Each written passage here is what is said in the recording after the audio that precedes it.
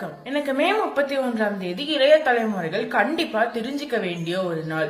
உலக புகையிலை ஒழிப்பு தினம். இந்த புகையிலையோட தாக்கத்தை பத்தி நம்ம தமிழ்லயே இருக்கு. திருவள்ளுவர் திருக்குறளை சொல்றாங்க, ஈன்றாள் முகத்தேயும் இன்னாதால் என்மற்று சான்றோர் முகத்துக்களி.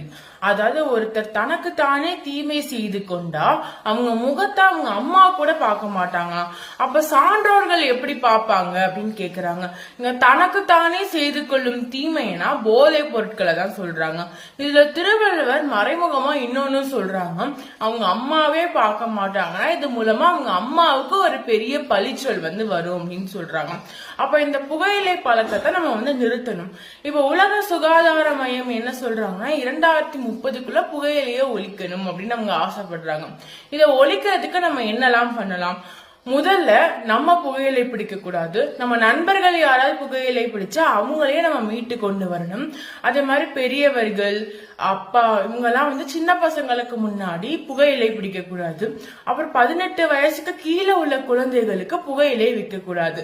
நம்ம நிறைய புத்தகங்கள் வாசிக்கணும், நிறைய ஆன்றோர்களோட உரையை கேட்கணும். அப்பதான் எது சரி எது தப்புன்னு தெரிஞ்சு நம்ம அற வழியில போக முடியும். உலக சுகாதார மையம் ஆசைப்பட்ட மாதிரி 2030க்குள்ள புகையிலையை ஒழிப்போம், கை கொடுப்போம், வாரி. நன்றி.